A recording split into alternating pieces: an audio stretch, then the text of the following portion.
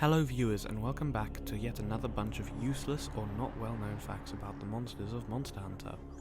This time I'll be covering a very unique monster, or at least it was more unique before new Udra and Shaywu showed up, but it is still up there for one of the most unique fights in the series. I'm talking of course about NAKARKOS. If you'd like me to talk about a specific monster, be sure to leave a comment, and whichever one gets the most likes will be the next video's focus. Without further ado, let me begin. NAKARKOS is well known for monster parts on its tentacles, those monsters being Lagiacrus, Brachydios, Glavenus and Uragan. However, did you know that other than beating those tentacles up, you can get rid of them by throwing a sonic bomb? Continuing with another lesser known gameplay fact is that when shooting out its beam, NAKARKOS can be halted by throwing a trank bomb into its mouth. I tried doing this several times in recording, but I failed to do so every time.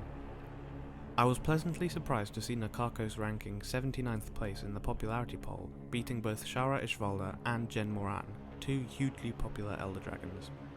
NAKARKOS has a very fun naming scheme for its weapons, with both the base and the final forms of the weapons being named after astrology. The base weapon refers to the specific star, whereas the final form encompasses the whole constellation. The greatsword is Corleonis and Leo. The longsword is Alratia and Pisces. The sword and shield is Aldebaran and Tauros. Dual blades are Castor and Gemini. The hammer weirdly bucks the trend with Saldamelik and Polaris, both of these being stars in both the Aquarius and Ursa Minor constellations.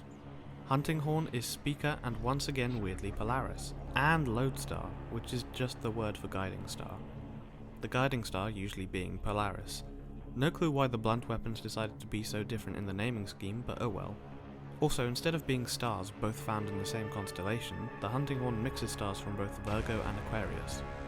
The lance is Algedi and Capricorn. Gun lance is Rukbat and Centaurus, although Rukbat is found in Sagittarius, not Centaurus, even though both are related to centaurs. Charge blade is Menkar and Sirius, once again bucking the trend by featuring two stars from different constellations with Cetus and Canis Major respectively.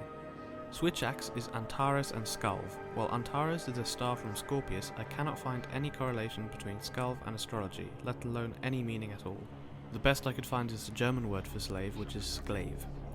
Insectglaive is Rasselhaug, also known as Alpha Opichichi. That's definitely pronounced wrong. As well as Zimbal and Zimgaora, which just like the switch axe, the last two words have literally no meaning in literally any language I could find.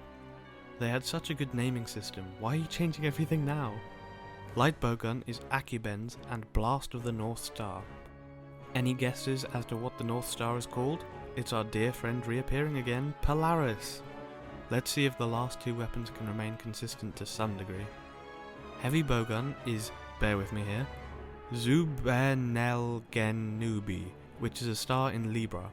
Going well so far, and Viznak. Oops, there it goes, Viznak has no meaning. The final weapon is the bow with Hamal and Tangawara. Hamal is from the Aries constellation, while Tangawara isn't relevant to astrology. At least it has some meaning, and that meaning happens to relate to NAKARKOS.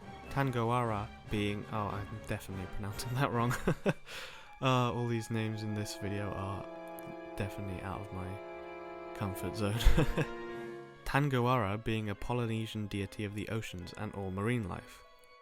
Unlike other final boss monsters, NAKARKOS actually has two renders and three icons, even though that's mostly due to the nature of the encounters with it.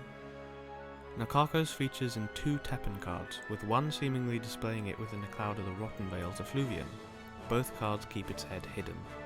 Concept art shows NAKARKOS attempting to grab a Rathalos from the ocean, which means if both underwater combat and the cephalopod comes back, we could see a less armoured version of the strange cuttlefish, or potential vertebrate elder dragon. Speaking of a potential NAKARKOS return, concept art also shows it having assembled armour out of Royal Lidroth, Nagakuga, Volvodon, Daimyo Hermitar and Diabolos, as well as the aforementioned monsters used for its tentacles. I think it would certainly be cool to see it use different monsters in different games. And those are some useless and fun facts about NAKARKOS. I hope you enjoyed, and of course remember to leave a comment on which monster you'd like me to cover next. I hope you have a very pleasant holiday season, and I'll see you all next time. Thank you for watching. Bye bye.